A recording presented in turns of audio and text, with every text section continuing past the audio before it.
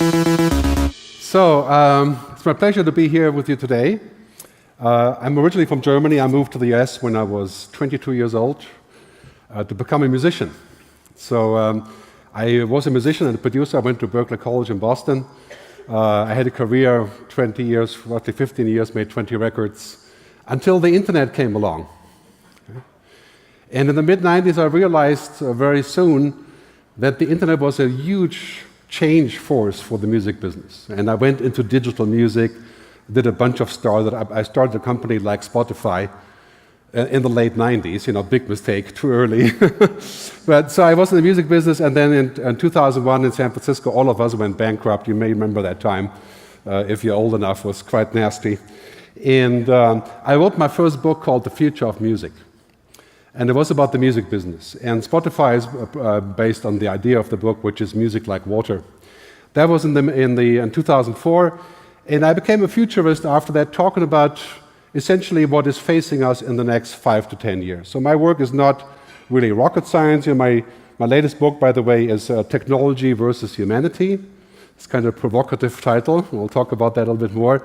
We have 300 copies out there waiting for you at the coffee break, so you can come and get one signed, and you can sell it on eBay for a few more dollars with a signature. Yeah. So I'll be there signing the books. Yeah. But this is really my job. Okay? There's nothing miraculous about my job. Maybe a certain kind of talent to do this, but it's really just listening. In China, they say, if you want to know about the future, ask your children. Because they can play, they can experiment, they can find out new things. We're very busy and focused. So just paying attention to the next 5 to 10 years, the obvious things that are happening. There's 3 things that I work on. One is data and intelligence, what goes on around us, and the other one is humanity. There's a very big difference between the two. That basically our life isn't an algorithm, unless you're from Silicon Valley in that case. Just kidding. But an algorithm is a binary function. Right? 0, 1, 0, 1, 0, 1. And it can run up to trillions of feeds and do all kinds of things. But humans aren't really binary. Right? Think about this for a second. Today you say, well, I like this. Tomorrow you change your mind. Right? You come up with a slight modification of the truth. No problem. You tell a story a little bit differently. You infer information by talking to somebody that doesn't really exist. You meet somebody, and within 0.4 seconds, this person is not, I'm not going to keep talking. Right? You have this connection, or you don't have it, because we're a little bit more than algorithms. Some people would argue that, but I think we're beyond an algorithm. We're essentially what I call an androrhythm, right? A human biology. So it's very important to keep that in mind when we think about the future and where we're going. I released a new film yesterday. It's called We Need to Talk About AI. The URL is right here. It's impossible to read, but We Need to Talk About AI. You can look for that on YouTube. Just went live yesterday if you're interested in artificial intelligence. So I'll kick off by saying that, these days I travel the world. I have about 46 people working with me on future scenarios and that we do with companies. And we keep hearing a lot that people are worried about the future. I don't know how you feel about that here in the US. I live in Switzerland, but 20 years here sort of made me half American. Right? So thinking about this, saying, a lot of people are saying, well, the future is not going to be much fun. Right? The robots will take our work. Right? Politics are a mess. Everybody has a dubious, potentially terrorist slant. Right? All these things could go wrong, and of course there's geoengineering and all of the stuff that we hear from Hollywood. Right? But the reality is, the future is really better than we think. There's been so many amazing things. When we look at what we hear every day, we hear stuff like this, right? We hear how bad things have become, and that is the truth, of course. Climate change, CO2, freshwater declining, dead species, and so on. And then we see stuff like this, the end of work, automation, inequality. We hear that every day. Not to say that's not true, that is true, right? But let's take the flip side.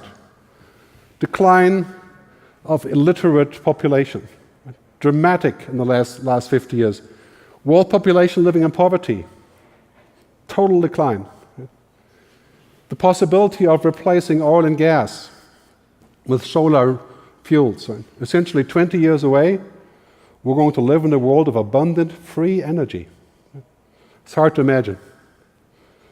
So those are all good things, apart, if you're in the oil business, maybe they're not, right?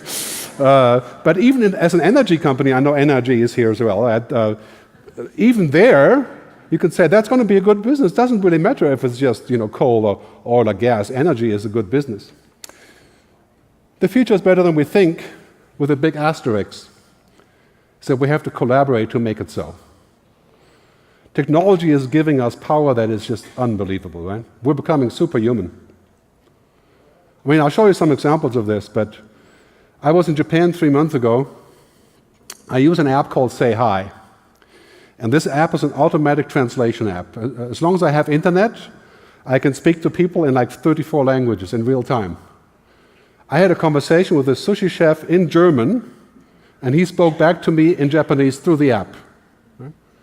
And as long as we keep it kind of simple, it worked. Mind-boggling progress. But then, if we're looking at this and we can say that, we're in this evolution of how humanity is unfolding. We're here now, and if you have kids, you know what I'm talking about, right? Is humanity will change more in the next 20 years than the previous 300 years. On this chain reaction, we can say that basically we're going into a world where we're going to connect one way or the other all the time. And that is a huge thing. It's not just positive, it also has issues, quite obviously. Right? How much do we want to depend on this, and where are we going with this? You've heard this many times before, but it's finally true. Data is the new oil. I've talked about this for 15 years. People used to laugh about this because oil was so powerful. Right? The most powerful companies in the world today are not the oil and gas companies, right, or anybody else. It's the data companies. Platforms, organizations, social networks, search engines. In 2016, $7.8 trillion was made by selling data, information, data mining in some form or the other. And then Andrew Ng from Baidu said the other day, I think it's very true, artificial intelligence is the new electricity. So if you take oil, that's the power, right? And then how are you going to get the oil out to people, the electricity, the network? That's artificial intelligence. Because these days, our information is growing so vastly every day that without artificial intelligence, we can't do much with it. 98% of most data is useless. It's unstructured. So this is really what's happening around us. And my good friend Kevin Kelly from Wired Magazine said the other day, the next 10,000 businesses will just take an old business and put AI in front of it. I'm sure you know what I'm talking about, right? So today you would say, this is the new toothbrush powered by AI, right? This is the thing that you hear every single day, right? But really what they mean to say is that it's technology that's not stupid. That's AI. Right? Intelligence, like human intelligence, we don't even know what that is. I'll explain shortly. Human intelligence is way beyond the binary instrumentation of machines. So systems driven by AI are really just fancy software, but what we see here is entirely new businesses. The connected car, and of course, now that we can just sit back and relax, advertising in the car. This didn't even exist because we had to drive ourselves. Let's make no mistake about this, it will be a long time before we can sit in a self-driving car in Germany on the Autobahn, and go 200 miles an hour and eat a bratwurst, That's going to be some time. Right? But in Los Angeles, in the traffic jam, it works fine. Right? And going there from Las Vegas to the airport, from the hotel to the airport in a self-driving car, that's reality very soon. That's going to open up a bunch of different things. Smart cities, you heard about this, right? Basically the Internet of Things. Connecting traffic, logistics, supply chain, can save up to 60% of costs on supply chain. Gas, time, fulfillment, right? Mind-boggling opportunity, and of course, huge security problem, right? Because, whoever can get inside there, has the real power. So that's something to think about. Then we have, of course, technology that allows the complete networking of online and offline, like Amazon Go, for example. and where we can just walk in and get something in Seattle and not even actually register or do anything, just use the mobile. So these technologies are everywhere, and one key term here is machine learning. And machine learning is an interesting, every time you turn around, you talk about AI, people say, well, it's machine learning, right? So here's the definition just quickly. Machine learning is the science of giving computers the ability to learn and find insights without programming. That's the key word. So in other words, if you're in advertising or marketing, right, machines are learning from observing, and then they can simulate something and come up with a better solution.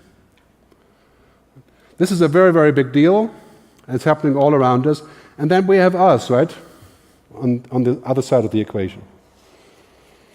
How do we learn? There's dozens of different ways how we learn. I mean, we're living in a world that's much beyond what machines are called learning, right? This is why I don't like to use those words like learning or thinking or intelligent, because they kind of imply like it's us. Right?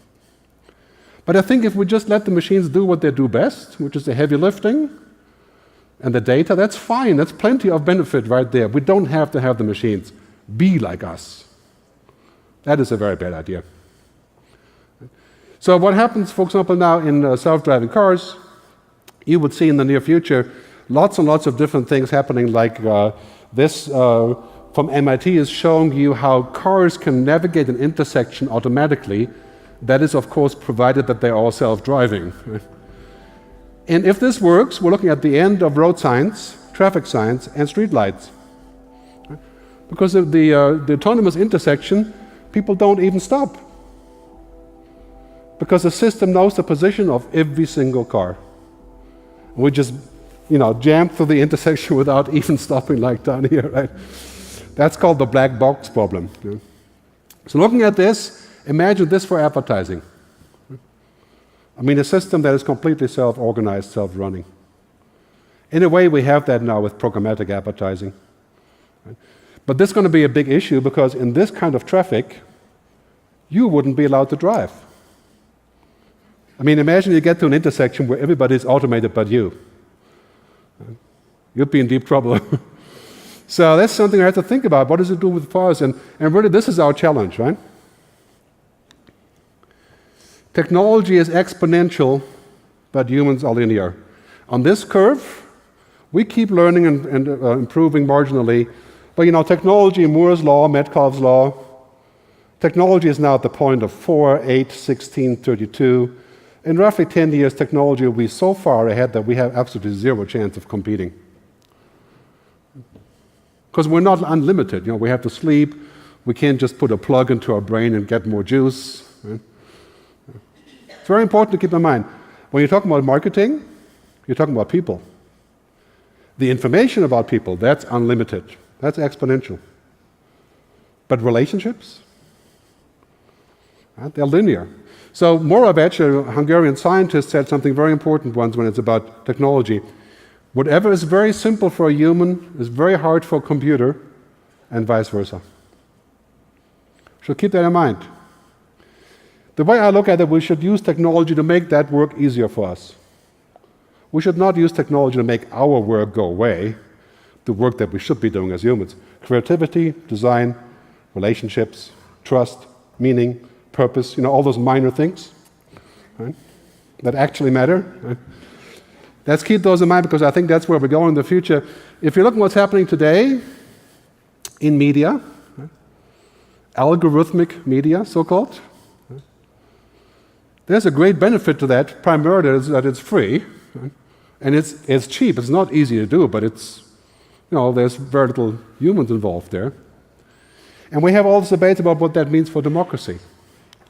And just recently, right, Mark's debate at Congress was very interesting. I think Mark did really well there, only because the questions of the Congress were rather useless. What actually, I think all of us could have done a better job, right? But it was interesting, what happened, and subsequently how Facebook has increased all of the expectation of what they're doing themselves, right? And this has really become a soul-searching process. I mean, this is right in your turf. How do you market to people without obsessing over tracking, surveillance, performance.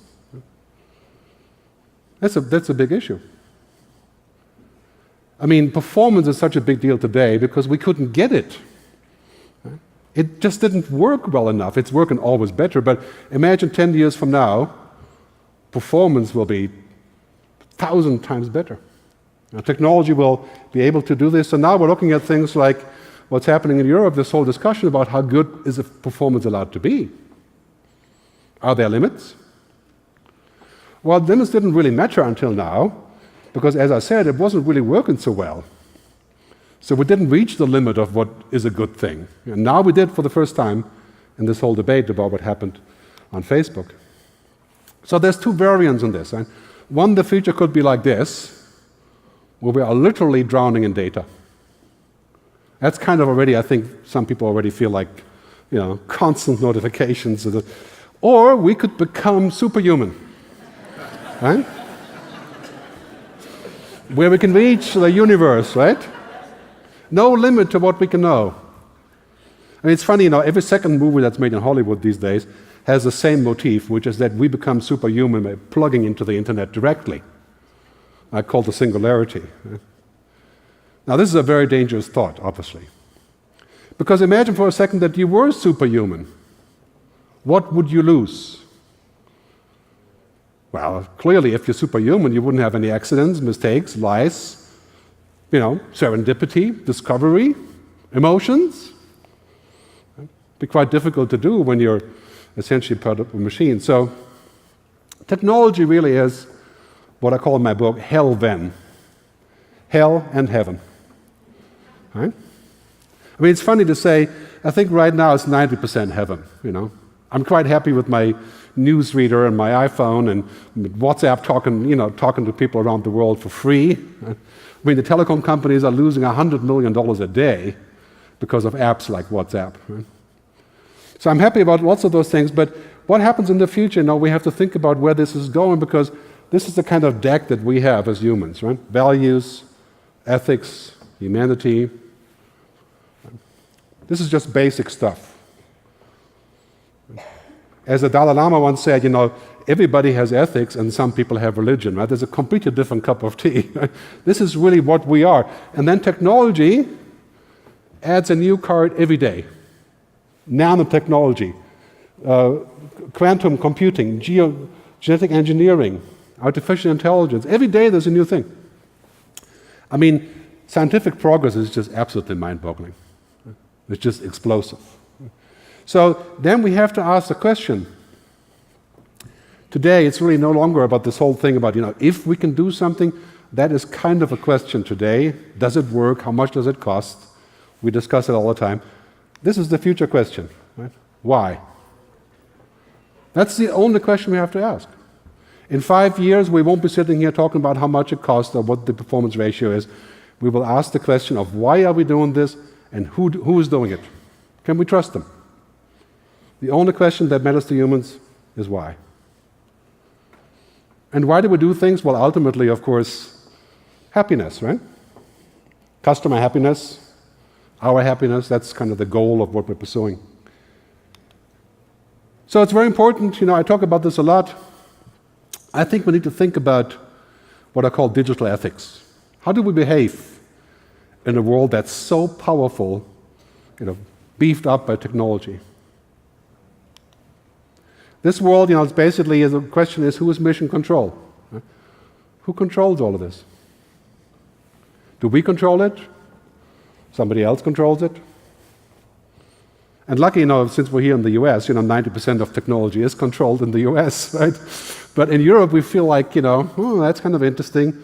How do we control our destiny, our digital destiny, our information? Hence all the discussion about privacy and the GDPR and all the different discussions. But this is the key point, right?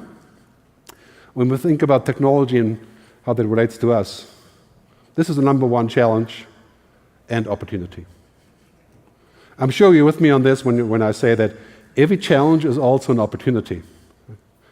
Because the people that rise up to the challenge are those that lead the market. And I can guarantee you, I think marketing in general, this is the whole discussion about how we do this in the future, by creating relationships rather than surveilling people, tracking people, chasing people, creating noise. How do we create value? Content marketing, yes, of course. But this whole debate about, how far do we go? This world, I live in Switzerland, so I like to use this theme of the connected cows. We're actually in Switzerland now connecting the cows. So every cow gets a little RFID band, right? And they can walk up to the milking machine. The machine knows who the cow is and, milks them anytime they want. It's $100,000 for one of them, right? But the cows are completely tracked now. And they're very happy with that because they give more milk and that sort of thing. But once we're really connected, think about this for a second, right? The more connected we become, the more important the ethical framework is. We're going to connect all media. That's already happening, right? Netflix knows all about your binging habits, right? We're going to connect our bank accounts. Amazon is becoming a bank too, right? That's already been announced a couple of weeks ago. We're going to connect all our logistics, our driving, our healthcare records, our DNA. It's very important that we find a way forward by saying, yes, you can use it if. We can't just say, well, it exists, so we can do that until now because it wasn't working so well. It didn't really create all that friction.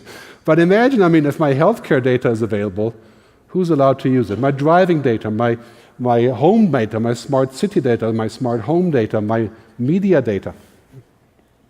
So that's where we are right now, as everything is moving into the cloud. Right? Everything. That is a given. Because the cloud is super cost efficient, is fast, is powerful, it enables new research, new possibilities. So media, health, traffic, money, digital money, the blockchain. When we do this, we have to ask a question, who is accountable? We can't just say, well, that's fantastic, everything is in the cloud, so, free for all. I don't think that's a good idea. We're going to see instances where your DNA is cloned, right? Where there's a clone of you walking the streets. It sounds like science fiction. We're only 10 years away from that happening. We're already making digital clones, which I'll show you shortly.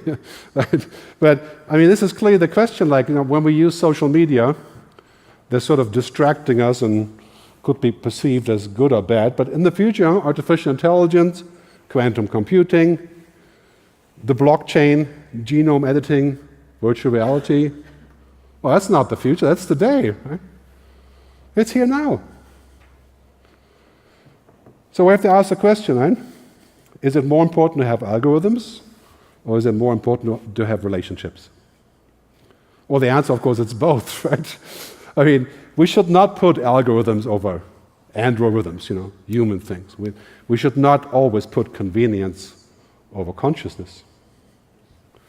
And this is a very difficult thing because convenience is, that it makes money, right? It works. So now we have to think about where do we go from here. China, for example, has a credit rating system called Open Sesame, where every citizen is going to be rated based on social media, based on your tracking records, based on your public information, which in China means everything, really. And so everything that's available, you have a number between 1 and 700, and that's applicable if you want to buy a house or get a job or on mobile apps. That feels kind of extreme to us. And we have things like, you've seen Black Mirror, the UK TV show. I think it's on Netflix, right? Where rating everything becomes the new thing. So the thing is, in the end, this is not just about privacy, it's about being human. And this is where we have to draw the line. Good marketing, in my point of view, gets the information that is supposed to be given to us, creates a relationship, creates value, and creates a mechanism where we avoid these issues. And that is what we have to invent. I think that's the process that we're looking at right now. How would that work? How would Facebook, the biggest country in the world, so to speak, what is it, 2.1 billion users? How would they do this? That's a soul-searching struggle, right? Clearly, you can see Mark wrestling with that every time he presents something. How does that work? Well, I think they'll get around to it, but in the end, really, this is the hard part, right? Technology can do both. Right? And technology has no ethics. Why would it? Right? I mean, technology is a machine. It doesn't know what you're thinking, doesn't know what you really like. It knows the numbers. Right? But it cannot make moral judgments. A self-driving car could run over this person or that person. It wouldn't matter. It's all subject-based to rules. Right? If it had to be. We're going to have to put that in. We're going to have to add that. So everything in technology has good or bad use. I mean, you can be addicted to television, right? And lots of people who were or are addicted to television or the internet or social media right? Or the mobile phone or very soon virtual reality. So we have to find a balance, right? That's important. Here's something interesting, experiments in ethics, right? Mattel had a doll called Hello Barbie. I think it's been taken off the market by now. This doll connected to the internet, and the kid could speak to the doll in real time, right? Like Siri, Cortana, Google Duplex maybe, I don't know. You know, as if it was a person. Think about that for a second. What does your kid learn, your 4-year-old kid, by speaking to a doll that's connected to an AI? Right? It learns that people are pretty stupid. Right? That's a great thing to learn for a 4-year-old. And then any other person would look just too far too complicated if I've spoken to the doll for 4 years. Right? You know, why would I have anything else? This app called Replica. Please don't try it, okay? I don't want to send business to them. They actually replicate you. In the case of your death, your loved ones can keep on talking to the app as if it was you. Right? I mean, that's powerful, right? Straight out of Black Mirror. Right? So now, if you're working for a band, this is the topic for the next few years, data ethics. Right? The ethics of technology. Why do we do something? What do we give back? How much do we respect the user? And the European Union is setting the course on this, you know, to apply this whole thing in ethics. Just a great article I saw yesterday. Only ethical marketing will stand the test of time. And this is your job to figure out. And I can guarantee you you'll get more results with that, not less. So this is our mission, to figure out where does this go. And this guy, Dolph Seidman, in the New York Times, had a great article the other day talking about this. He says, this is not an engineering problem.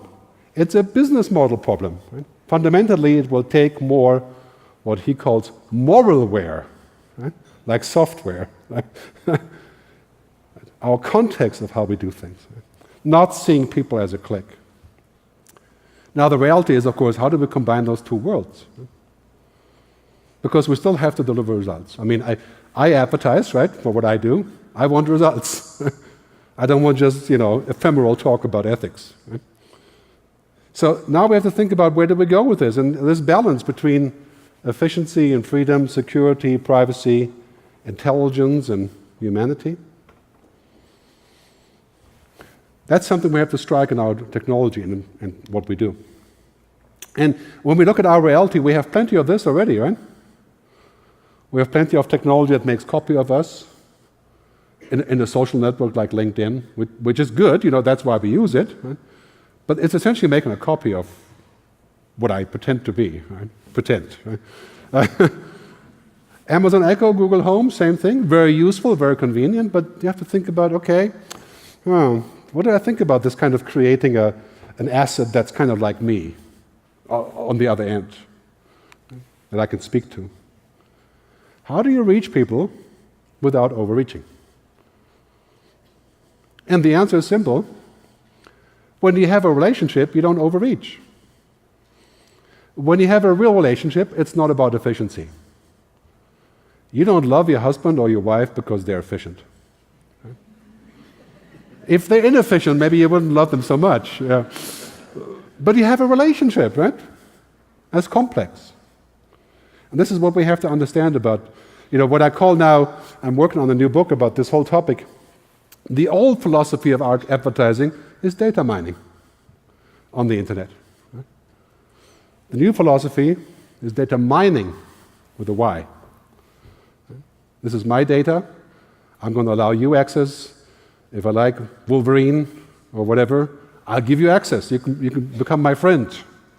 Right? If I like General Motors or the Hilton brand, maybe I do the same. Right? But it's not this kind of mining in the sense of what we thought about it for 20 years ago. So this is important about technology. Steve Jobs in his speech has talked about this a lot.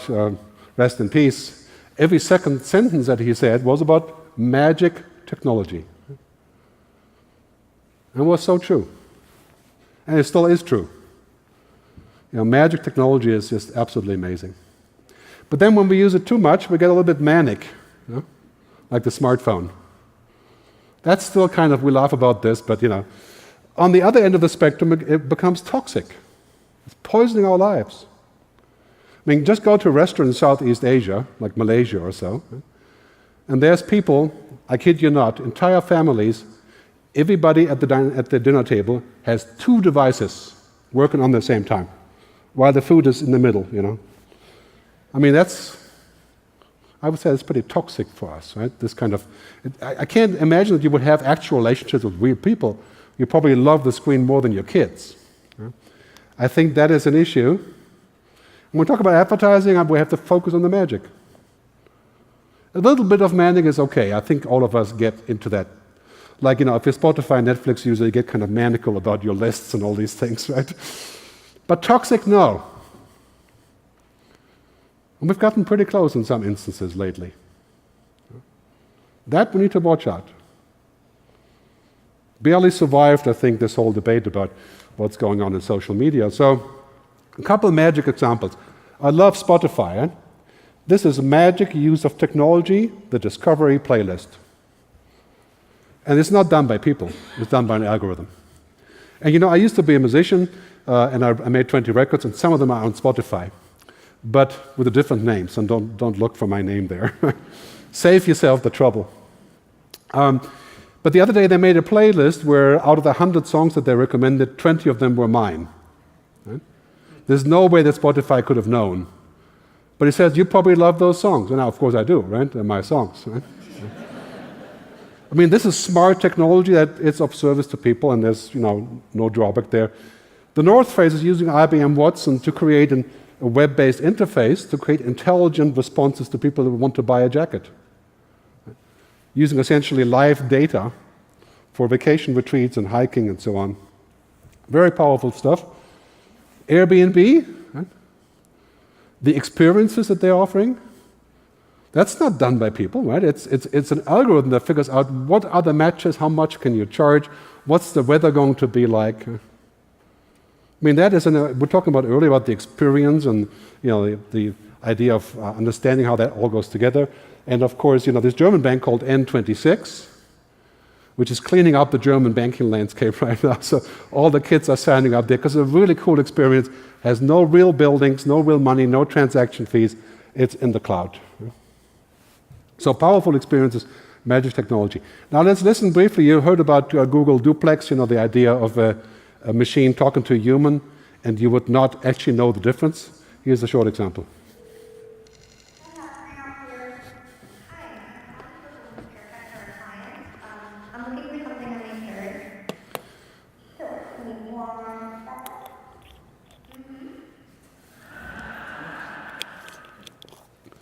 So it's interesting, right? Is that magic? Is it manic or is it toxic? Are they going to say, well, this is a machine calling you? Then you probably hang up, right? So it's an interesting angle. I think, okay, could be amazing, useful, convenient, strange, creepy, confusing, dehumanizing. Hard to say. The jury is out on this, but I think we have to think about this. Everything that we do has to, in the end, create a human purpose. Right? So it's a typical example of how we're pushing the boundaries, like virtuality. Maybe it'll be so good that we don't even want to go without it anymore. Right? And we're just kind of falling off the cliff there. Right? So that's a key question. How much technology is too much technology? And this is not just because I'm 56. I think even for a 15-year-old, one of my sons, he's 23, and he asks that question all the time. How much of that is actually good for what I want to do, what I want to reach. Right? So here's the key future principle. I work a lot on these future principles. More intelligence, machine intelligence, must always be balanced by more humanity. Right? More data must be balanced by more relationship. I think that's the key to our future. That's also what some people call the EQ, right? The emotional quotient. That's the opposite of the IQ. Right? Machines don't have EQ. Machines don't give a damn about emotions or stuff that's in between the cracks or understanding us. It's just about numbers. Right? Because technology is widely described as as something that is really powerful, and we can do many things here. But philosophers have always used this term called PERMA. Right?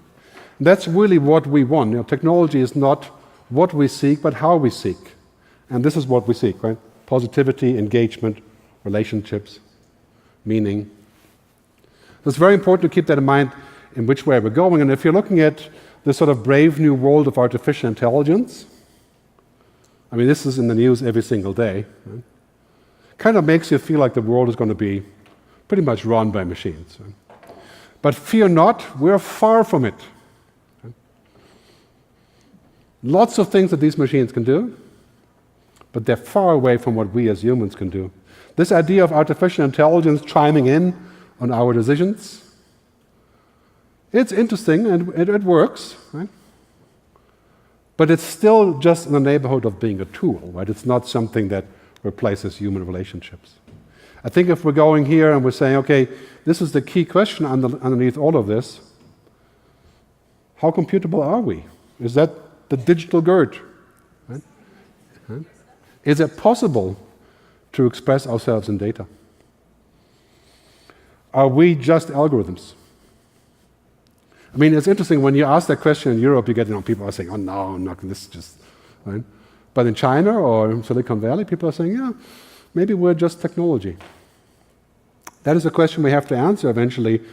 Otherwise we can have these kind of situations where machines can give us good counsel, right? Or we can just get a download of the latest skills.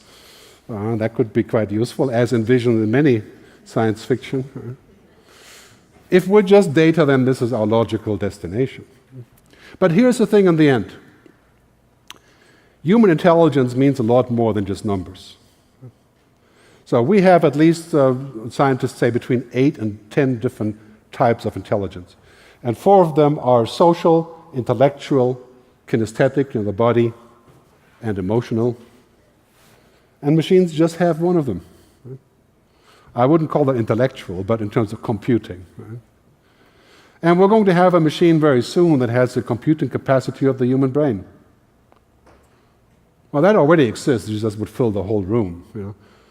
But in 5 or 10 years, we'll have one machine, will have the computing power of one human being. In 2050 is the estimate, we'll have one machine that has the computing power of all human brains. But does it mean it has this? Will the machine understand that things are not explicit? And will it care? I think machine intelligence is not at all like human intelligence. And I think that's a good thing. I think we can use it for that reason. We can do many things, and really most of these things are what I would call IA, not AI, right? Intelligent assistants. And here's a list of really trivial things like, risk management, financial analysis, investment management, trading, software jobs. And if you're in the marketing business, this is primarily what's happening right now. It's not replacing people, it's replacing other software. And so if we're looking in this direction, I don't think we should be afraid of this technology in the same way that we think of that as being, ex machina or something, right? I mean, this is a big deal. The real big driving force in your business is intelligent assistance, IA. There's machines that can do stuff like generate a travel itinerary. Stuff that software used to do, but that actually becomes possible. This kind of idea, that's still pretty far away of getting into our brain in such a human way. So let's be sure that when we think about intelligence, we don't fall prey to this, what I call machine thinking. Right? I mean, it's funny, many people think like the machine always knows better. Technology always does a better job. We think of people as algorithms. We have to be very careful with this, and I think AI is one of those key things. You know, when we look at movies like this, Ex Machina, well, there's dozens of those now, it kind of makes us think that this is tangibly close. Yeah, why not? It's just, it's a fake human. Right? The reality, however, is pretty far away at this point. We are still at that point to where this kind of what's called the intelligence explosion, a machine that can do anything, that's 50 to 100 years away. So I think our kids of our kids of our kids of our kids may have to worry about this. For the time being, I think we have to reduce the fear of this technology, not the caution, and focus on safety. So that's going to be very important when we talk about artificial intelligence. Let's talk about work briefly, and then we have a quick question and answer session. So what is the future of work in all of this? Are we going to become extinct? Are we the horses of the digital age? And horses used to be everywhere, and now they're just toys, pets.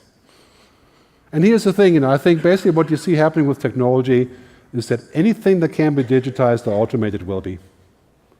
Anything that's routine, database, filing, research, all the things that is nuts and bolts, rational thinking, machines are learning this. 10 years, approximately bookkeepers, pilots, drivers, financial advisors, but only on the level that doesn't require human expertise. And this is why I think it's not true that we're going to be useless humans.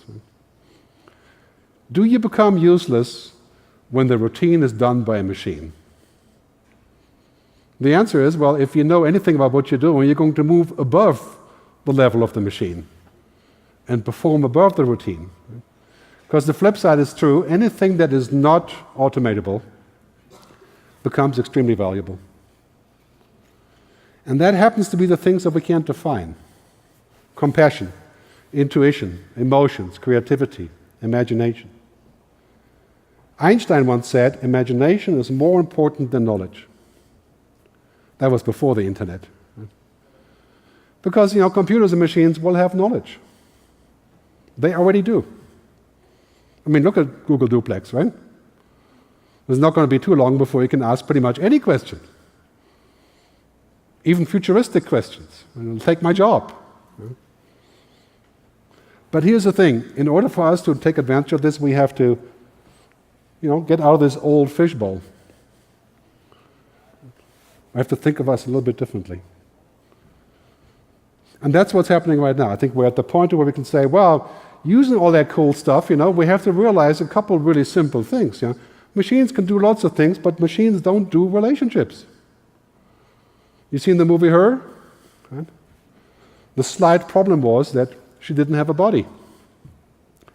So she was making love to another 3,500 other guys, turns out in the end. Not a problem for a computer. But machines don't do relationships, and relationships are 95% of what matters to us. So combining those two things will be very important. It's a huge skill shift from the left brain, the mathematics, the calculation, to the right brain, a skill shift the World Economic Forum has pointed out.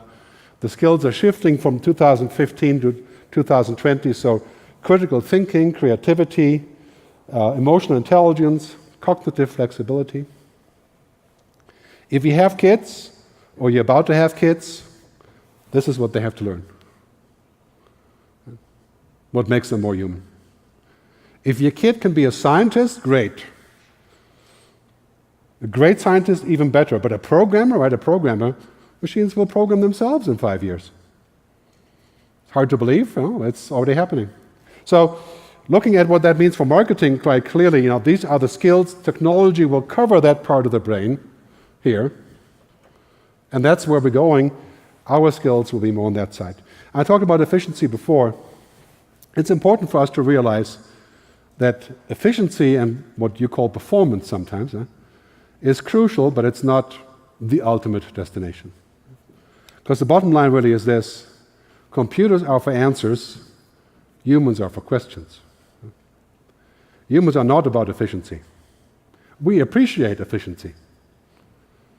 But really what matters for us are the right questions, the purpose, the relationship, the trust. Those two things.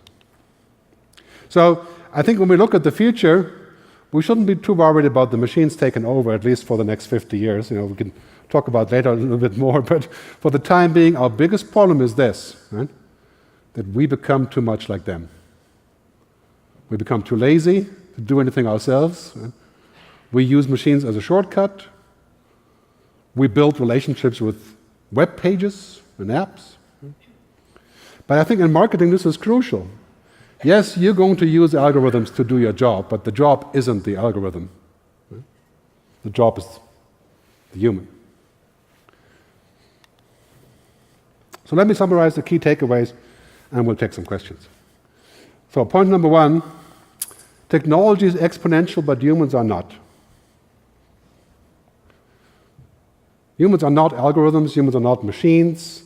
The key question for us will be in the future, if technology can do something, that was the old question, the new question is why are we doing this, and what does it do for people? Data is the new oil, and AI is the electricity.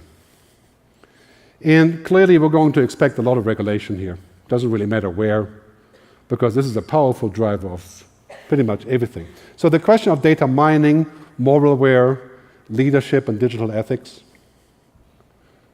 this is not just an afterthought. Like 20 years ago we talked about the green energy and renewable energy and all these things that were kind of like nice to have, right? As Bertolt Brecht once said, dinner first, then morals. Right? That is changing.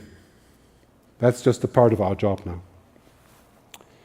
So that's the number one challenge opportunity. I think we have to focus on the magic, ban the toxic, take leadership in this regard, make it work so that people feel comfortable about this. The end of routine, very important for us to notice. I think, do an exercise and write down all the jobs that are your routine and give them away to machines.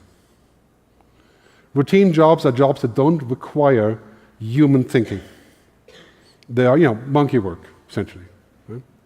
So a financial advisor that just doesn't do anything and to balance portfolios based on data, right? On that lowest level, machine can do that. On a higher level, definitely not, right? I mean, a machine can write a non-disclosure agreement, but can it be a lawyer? That's unlikely. Right? So rising above that, it's very important. If you have kids, teach them the EQ. That's the only thing that we have left in the future, because computers will have an IQ of 1 million. Just 10 years away. Finally, machines don't do relationships. Efficiency is for robots. Relationships is what we build. So I want to end with a key term from my book, which we'll have later for you to get. Embrace technology, but don't become it.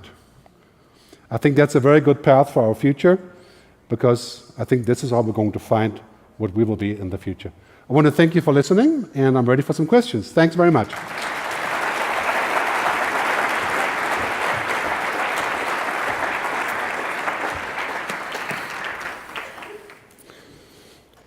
So fire away with your questions. The first question gets a free book.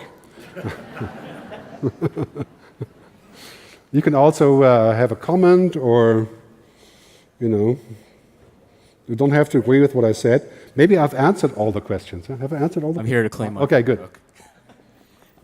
One of the human intelligence domains that you had a few slides ago was that machines couldn't, let's say, participate in was consciousness. How do you define consciousness? Well, it would take about 2 hours to explain that. Well, let's put it this way. I think if you're looking at what machines are very good at today, right? Very narrow jobs like driving a car, analyzing data, but very vast. Right? So machines can look at 1 trillion data feeds about live energy grid in San Diego and say, okay, something is wrong here, we'll have to do something. Humans can't do that. But what humans do is we have a really wide angle of looking at things, right? So we can take multiple input, unstructured, pull it all together, and then create some sort of sense out of it. We can detect things that haven't been said. When we talk to a person, it's much more important about what they don't say than what they do say. That's generally true for humans. We also have a way of deducting things, and we can increase our capacity to increase our capacity. We can learn things to apply it to learn again. Machines can't do those things. Machines can look at all this data and say, yes, I figured out a new way of doing it, but it's still going to be based on the machine learning process. Consciousness, in my view, is the capacity of bringing those things together in a way that can't be redefined, can't be reprogrammed, can't be restructured. I think this whole idea of what we are as humans, sentient, call that sentience, right, or awareness, that is a fundamental difference to a machine. A machine does not exist. We exist. So existence is based on emotions, capacity, understanding, biology, the body. Psychologists say that basically humans don't think with the brain. We think with the body. It might come surprising to you, but we're actually a lot more than just this. And this is I think this is a very deep conversation. It's addressed in my book, actually, a big part of this. So you should read it. But I think ultimately it may be possible for a computer to simulate consciousness, to simulate human beings. But a simulation is not the same than a being, right? In my point of view. So we may get there in 100 years that we have machines that can simulate humans. I think for the foreseeable future, however, there's a vast difference here. And this is why computers and machines are tools. Right? And humans are not tools, if I can explain that simply. Right? I'll go on for a couple hours. I have the next question. Thank you. Thank you. You threw an easy one at me right there. Okay. All right, here. I have a question regarding disruption. What do you think is going to be... Where are you? Right here. I'll stand Where? over there. Blue. Okay, sorry. Yes. What do you think is going to be one of the next major disruptions, and how, as marketers, can we prepare for that? Yeah, I think the major disruption is that, in many ways, if you're looking at the history of digital marketing, right, the first iterations of the internet, it was primarily about tracking, looking at things, defining data, responding, all the things that are performance-based that we got to work pretty well. And they're based on this concept of information flow and responding to it. Now, the future of digital marketing is going to be entirely different because we'll be able to actually connect in a meaningful way rather than in a tracking kind of way. And this is what we're currently reinventing. Content marketing is the first step in this direction. So we're creating value that people want to see rather than that they have to see. And if we look at media, for example, most media was based on some form of interruption. Advertising on television was an interruption. But how do we go from interruption to engagement? Like, if there's no more traffic signs and traffic lights, people aren't stopping, will we still have outdoor billboards? Or is the billboard going to be in the car? And will it then tell me a story that I want to hear? So, that's a very big question. I think, fundamentally speaking, we have to be very careful about abusing technology to create better mousetraps. That has worked, amazingly enough. Has worked. But it will not work in the future. Because circumventing the mousetrap is now becoming completely easy. Do not track browser buttons. All the apps that prevent tracking, 34%, I think, in the US. On mobile, it's like 50%. We have to reinvent this, right? Building a better mousetrap is not the answer. So how that will look like? Well, I think we're still at the very beginning of this. Right? So basically it's like this, the old way of advertising, marketing kind of goes like this, and if you're lucky, it will go up a little bit, and then there's new ways of doing things. And they will grow in parallel. And that is going to be the hard thing for us to figure out. I think we're about 10 years away from that ultimate conclusion, to where this old way of marketing is subsiding. Other questions? Thank you for your inspirational talk. I have a question for you about AI. I was at the Code conference in Los Angeles last year, and Elon Musk came on quite late as a guest speaker, and during his Q&A, he expressed real disquiet about one technology company in particular and its advances in in AI. And we weren't sure, a lot of people were talking about it, who was he talking about. It could have been Google, it could have been Facebook, it could have been Amazon, it could have been Tencent, it could have been Alibaba.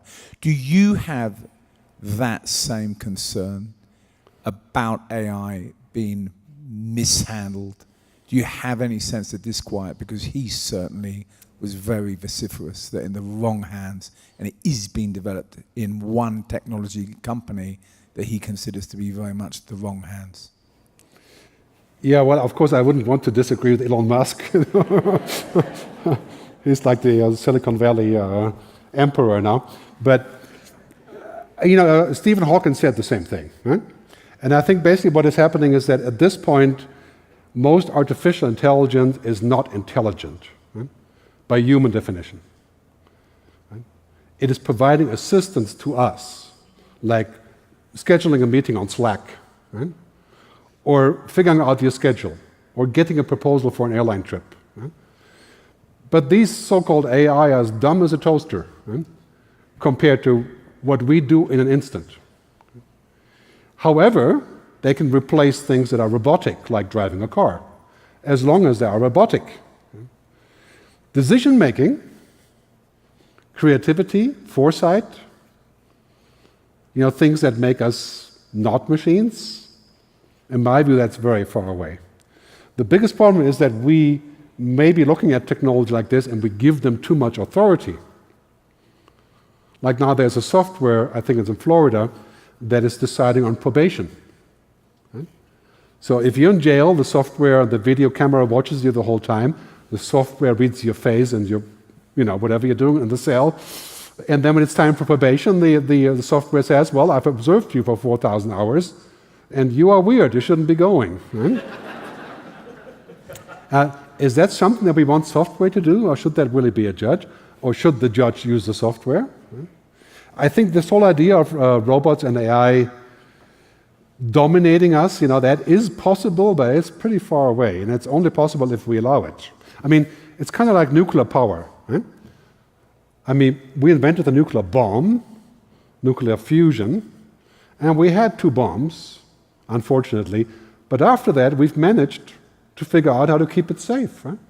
So we can make a power plant. Right? Most countries are not allowed to have their own bombs. There's lots of discussion, but so far so good. Right? We're going to have to do the same thing with this. Right? With technology, there's no way to go back and say, well, let's undo it. I mean, we're inventing intelligent machines, and we can certainly use them to clean up our environmental problems, to take care of water supply, to do all kinds of things like cancer diagnostics and so on. Right? But at a certain point, we're going to have to administer some sort of regulation around them and keep it safe. Right? So primary answer is that technology is here, it's coming. 90% of it will be just intelligent assistance, will be extremely useful for us. It will cost jobs. And so we have to be prepared for this. All routine jobs will be taken by machines. And that means moving above the routine, reinventing our jobs. There's great research showing that about 70% of all new jobs in 15 years has not even been invented yet. They don't even exist. Our kids are going to have to invent their own jobs. And 50% of that will be the gig economy, not fixed jobs like ours. Is that a bad thing? Well, I think it could be if we don't have the right social structure, But it's not the end of the world. So I think it's primarily positive. And imagine this, there's a lot of research saying that because of technology, we may end up working 2 or 3 hours a day and make the same money. Because we can have agents doing the work for us. We just do the work that they can't do. Right? That would be kind of utopian, right? But let's make it 20 minutes, right? For a day. In any case, so I'm much more positive on this. I think we do need governance on artificial general intelligence and military use of it, clearly. I'm quite worried about that too. But I think that is to a very large degree, just like nuclear weapons, It was not a good thing, but we found a way to regulate. And that's something we have to work on. So I would say it's clearly a possible danger, but I'm not with Elon that we have to go to Mars because, the robots will get us otherwise.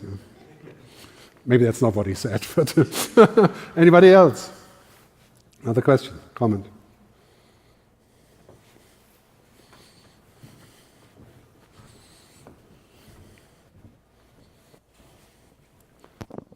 Okay, I'm back here to your left. Mm-hmm. Hi. I saw you. Okay.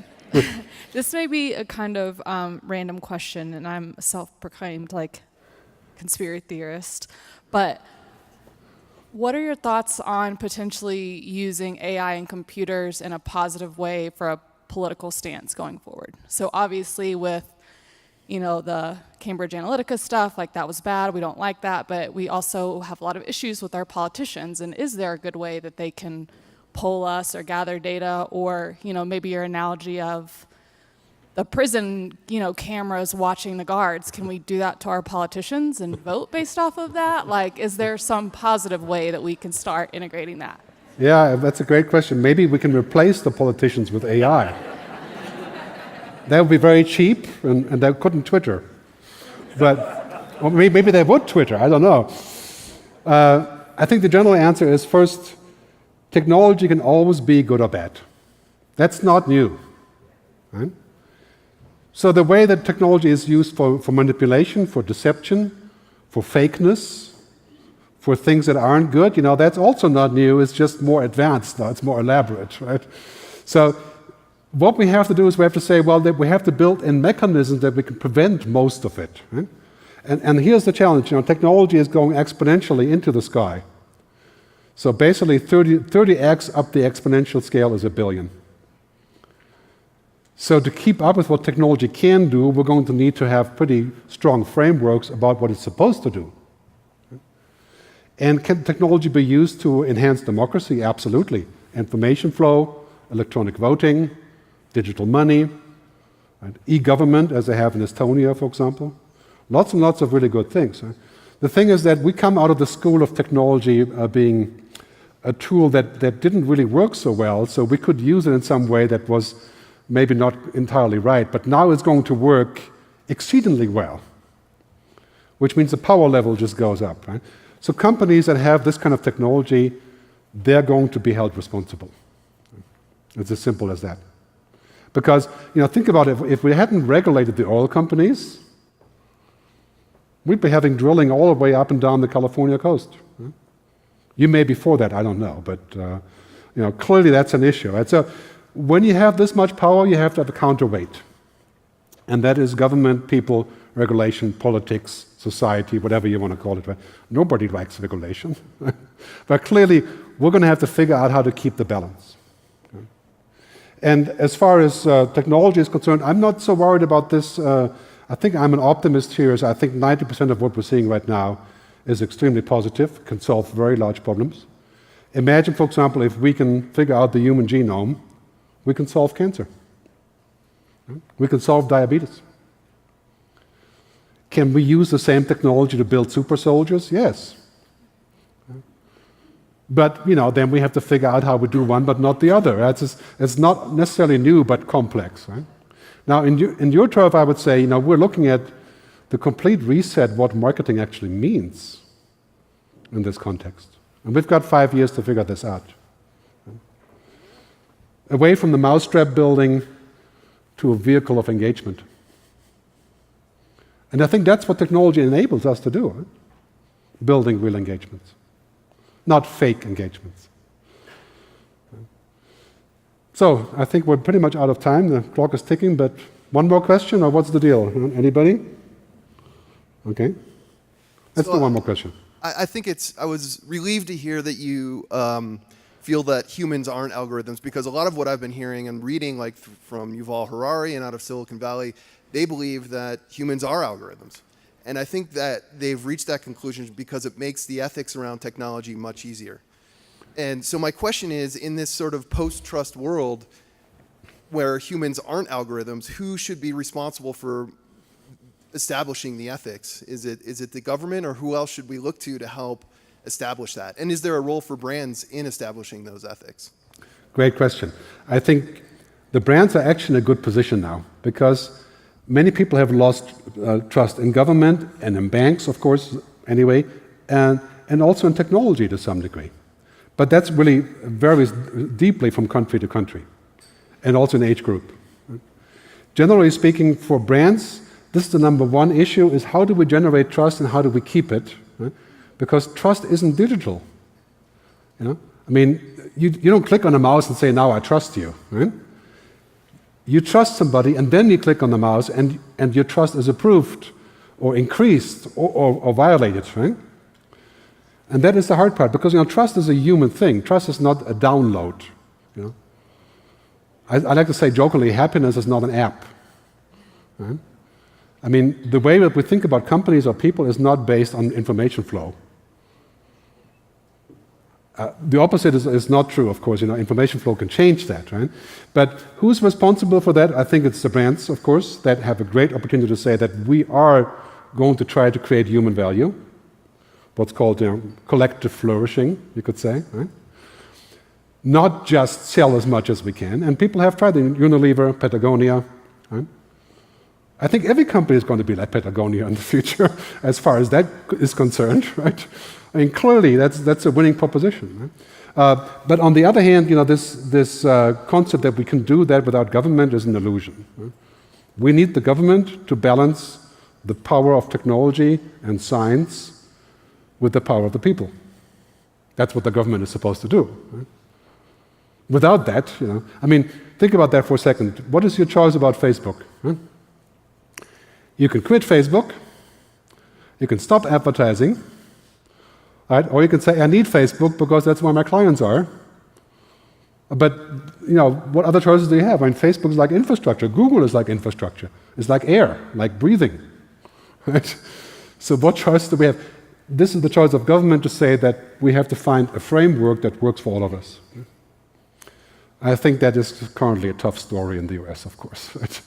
I mean, in Europe, we have the European Commission. As much as you may hate them for bureaucracy, they're trying to figure that out. So bottom line is, I think exponential technological change will make the world a really, really far-out place in 20 years. And it could be heaven if we find the right context. I think it will be. But we have to make it so. We have to actually put the things in place, the mechanisms, the control, and the trust. This is a huge opportunity for brands. I think it was the CEO of Walmart who said that the more things go digital, the more important the trust becomes as a factor of decision making.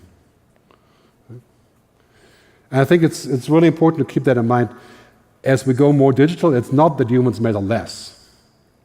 It's they matter more. And that is a hard thing to figure out. How do we actually find that piece?